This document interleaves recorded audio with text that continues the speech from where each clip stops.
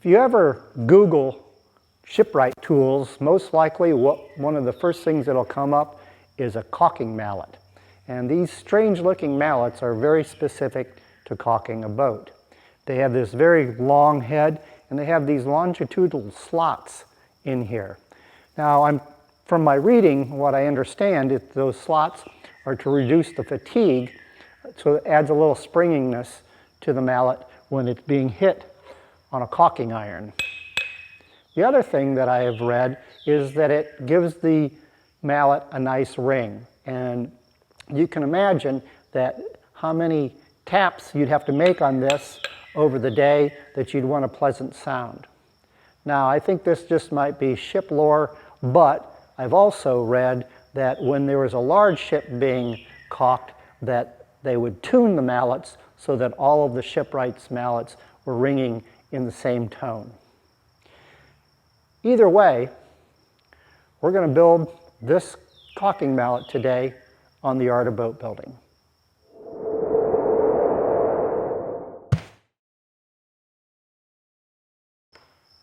To get started with our design, I came up with a drawing and collected some materials to build the caulking mallet with. The design that I came up with is patterned after a classic Drew & Company caulking mallet. So I've decided that it's going to be 14 inches long and about 16 inches long this way with the handle. Now the head is going to be live oak, and I have a piece of live oak here. I was actually given a big slab of live oak by Steve from Acord in Alabama. It's a piece that they couldn't use. So the first thing I did was on the miter saw, I cut it down to a length. And once I had the length, I took it over to the bandsaw and I cut it to rough dimensions, mainly because it was really thick material and my table saw wouldn't go through that much material. So once I did that, I cleaned it up on the table saw, and then I ran it through the surface planer to get it nice and true and square. So once I had my live oak all prepared, I then needed to decide on the handle. Now the handle is going to be 1 inch at the top here, and it'll taper down to 1.25 inches. So I have a piece of dowel rod here that I purchased. It's 18 inches long, so that I have a little on each side to turn on the lathe. For the metal rings, out on the ends of the head here, where they're a little bit wider, they're there so that in using the mallet against the caulking iron, that you don't mushroom head the end of the mallet. And it also keeps, because there's a lot of force going on there constantly, it keeps it from splitting also. The other thing then are some inner rings right here, and those inner rings are there so that with the force of the handle coming through there, and also, as I had mentioned before, that there are these slots that are in here. So that slot could, especially since it was in line with the handle, it could create a crack there. So those rings help protect that from opening up. So the first thing that I did to prepare the rings was I had a piece of galvanized fence posting left over from a sculpture project that I did. So I cut 2 rings off of that are 1/2 inch wide this direction. They are 2 3/8 on the outside and 2 1/8 on the inside. So these rings then, after I cleaned them up, I also worked and got the galvanizing off of them. For the wider rings, I used some black pipe. And I cut that off of a scrap that I had. So I cut them so that they were 1 5/8 inches long. Now to do that, after I had the pipe squared up, I took an old piece of sanding paper that I wrapped around the pipe and then marked it with my marker. That ensured that I had a nice square mark on there. I then used a cutoff wheel on my right angle grinder to cut it off. Well, once I had it cut off, I then took it over to the disc grinder and I squared up the ends nicely. After that was done, I took it over to the expansion wheel that I had put in my lathe, and I cleaned off the fire scale and polished them up to a certain degree. I cleaned those up to a 220 grit sandpaper. I also put a small chamfer on the edge of each ring over on the disc grinder. So once I had all of those prepared, I am now have all of my materials and I'm ready to get started. So the first thing we need to do is turn the head for the mallet, and we need to square up and find the center of this.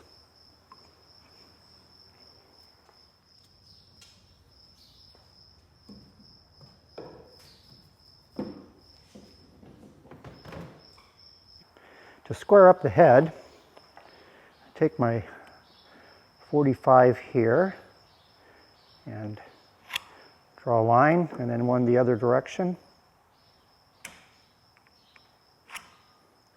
And then sometimes I flip it over and check it to make sure that it's square, and it is. I then take my awl and find the center of that. And then I take a cold chisel and I put the cold chisel in that, along that line, and this will make the start of a groove for the driving head of my lathe.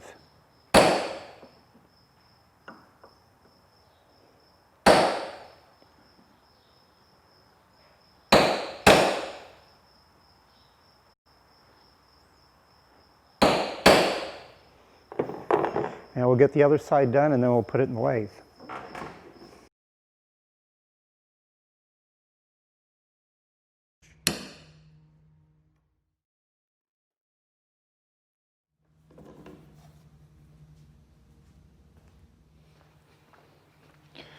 So I line up this driving head with those marks I made, and then usually give it a little tap so it sets itself well, and then move the tailstock in.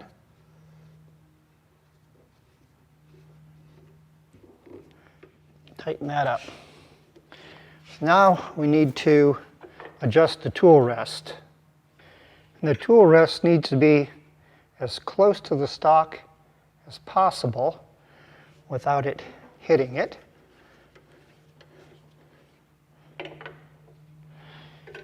And then it needs to be just a little bit below the center.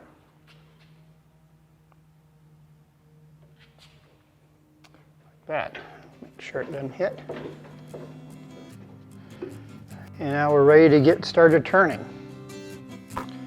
I'm marking over 3/4 of an inch on each side here so that I know that that's how far I need to round it off to, because I want to keep the ends square, which we'll see in a little bit. So to get started, I'm going to use a gouge to take off most of the material and get it rounded from end to end.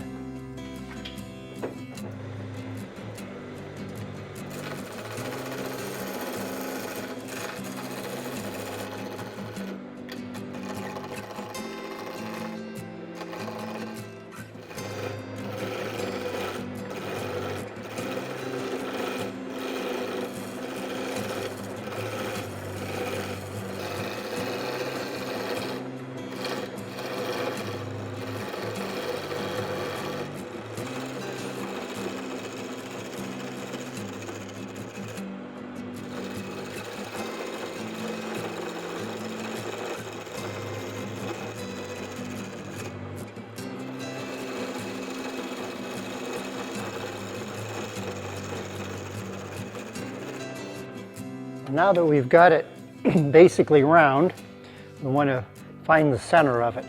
So by doing that, I know that this blank is 16 inches. And so we'll make a mark here at 8 inches. And then on each side of that, it's 3.5. So I go over 1.25 inches each way. 3.5 here. So that will be the thickest part of the mallet. So now what I'm going to do is turn this on and take my V tool here and make a mark at those spots.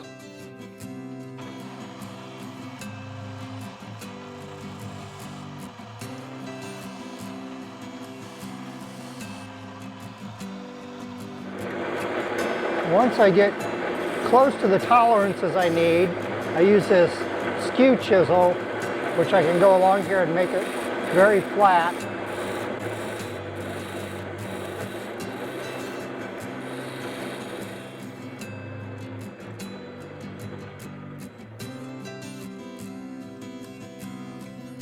Now we'll check the center.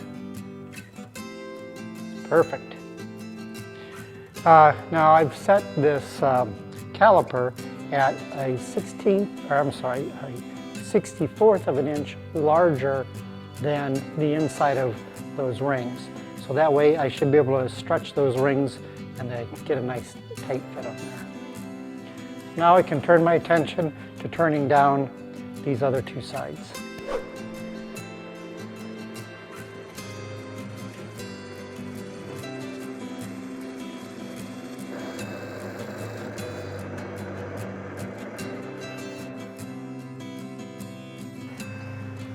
That looks good.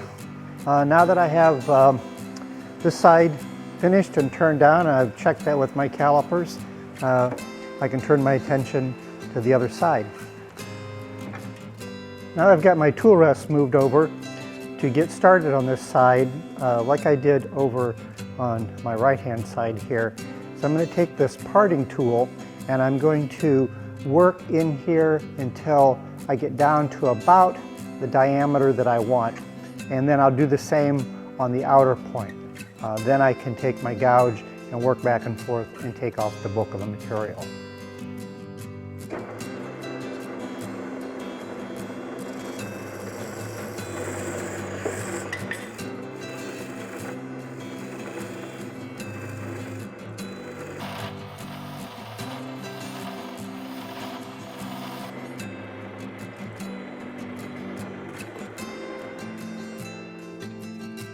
Now that I've gotten this down a little bit, the distance of the tool rest to the stock is getting fairly wide. Now, when doing this, it's really important to hold the tool on there and really clamp it down with my thumb so it doesn't want to pop up. And I then put the other part of the tool up against my body and use it as a lever, sometimes using my hips to move back and forth as opposed to moving the actual tool against the move the tool against the tool post. So one of the things is when this gap gets wider, then as that's spinning, it would have a better of a chance for it to pop down. So we really want this tool rest as close as we can to the workpiece. So what I have is a smaller one, so I'm going to change this one out for that one.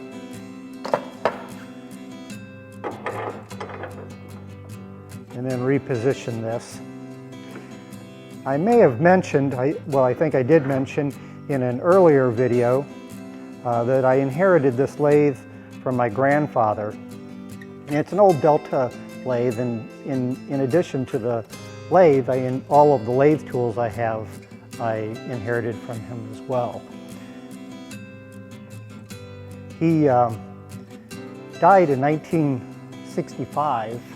And I inherited the lathes in the late 60s when I started high school and took wood shop. The last piece he was working on was still on the lathe when I inherited it. He loved to make gavels, and that's what this head was a head of a gavel. He made really beautiful small items like that. All right, now that we've got that positioned, we can get started again with our gouge.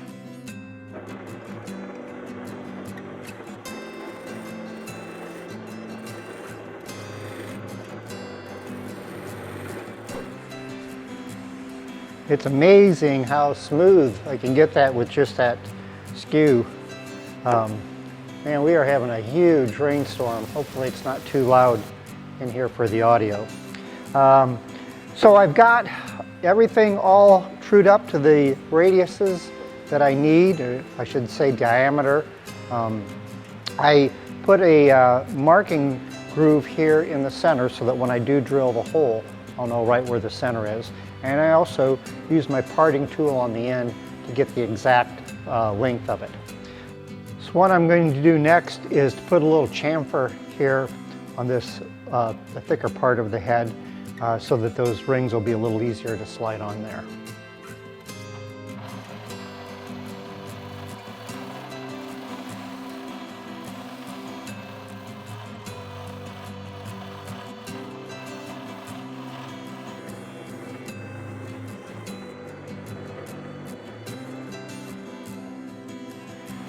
Just a little light sanding and it feels pretty good. So now we are ready to take it over and cut the slot.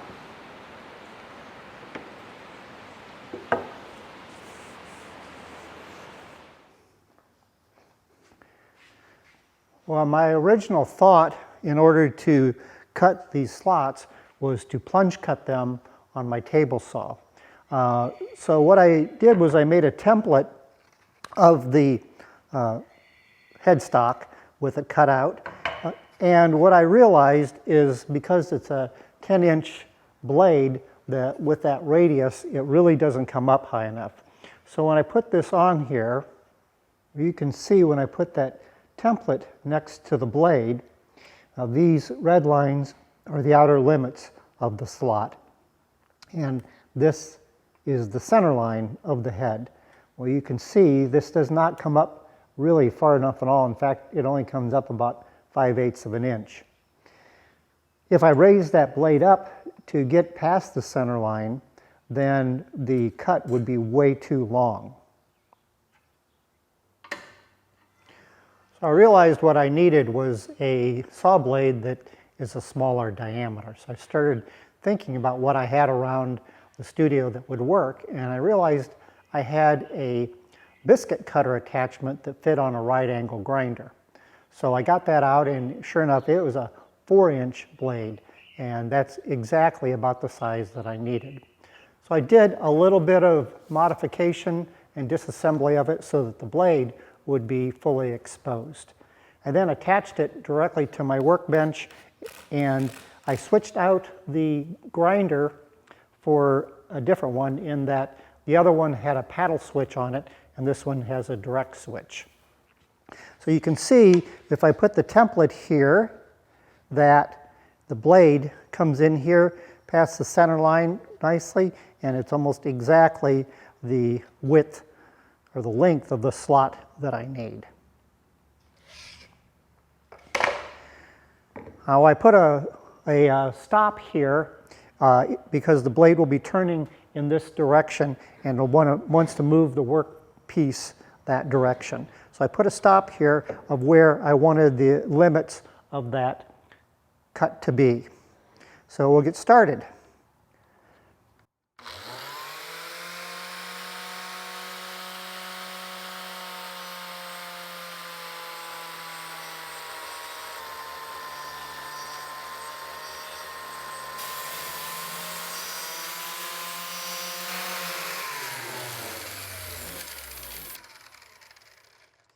So if I get my first cut, I want to flip it around, and I'm doing it end for end so that I make sure that I keep the top side up all the time.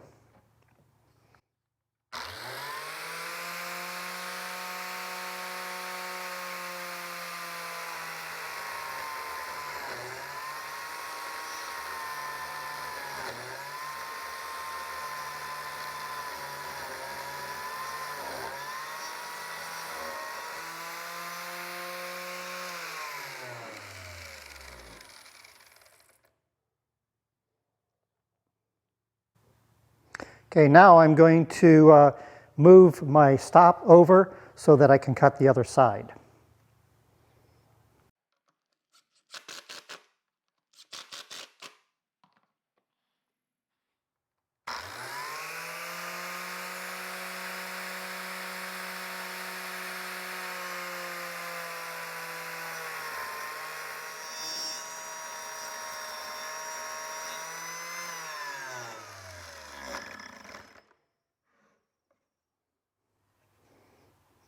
Well, they went through really well, nicely lined up.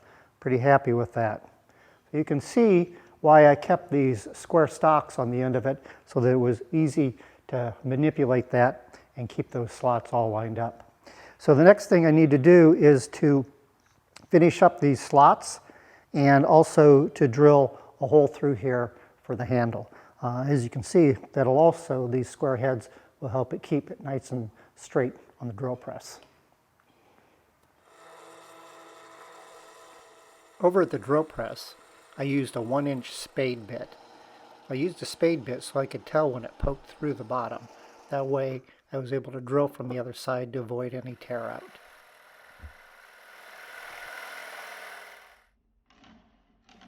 I finished the slots with a keyhole saw. I found that it was the easiest and most accurate way to do it. Over at the bandsaw, I cut the head to its finished length. I was then ready to put the rings on. The rings didn't fit quite as tightly as I would have liked them to. Perhaps it was due to a little overzealous sanding. To remedy this, I put a little epoxy underneath each ring. This seemed to work pretty good. But for a little extra insurance, I decided I'd put 2 steel pins in each ring. So I began by drilling a hole, putting the pin in, and then pinning it over. I then took it over to the expansion wheel and ground the head down. As you can see, you can barely detect that it's in there.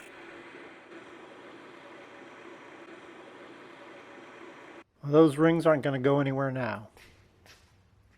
After I gave it one final sanding, I gave it a good coat of Danish oil, and then I let it sit overnight to dry.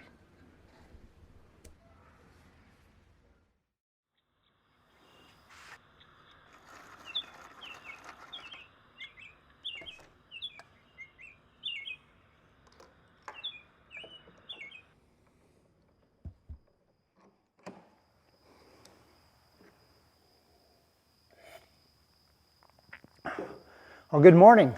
Today we're going to get started turning the handle for our mallet. So one of the important things about turning stock that is already round is finding the center. Now, when I was a young kid and I'd be watching my grandfather in his shop, he always just took a pencil and would go down and find the center. And he always told me it was because he drank coffee. So I didn't really understand that joke until later when I drank coffee and realized that he was talking about Mr. Jitters. However, I have a tool that is a little more accurate than drinking coffee to find the center. So what I have here is a combination square that has a center finder on it. And how that works is that put that against there and mark it, and then you move it to another location and then mark it again. And you could do that a couple of times, and you can see it finds the center perfectly. So I'll do the other side. So now that we found the center, we can go put it on the lathe.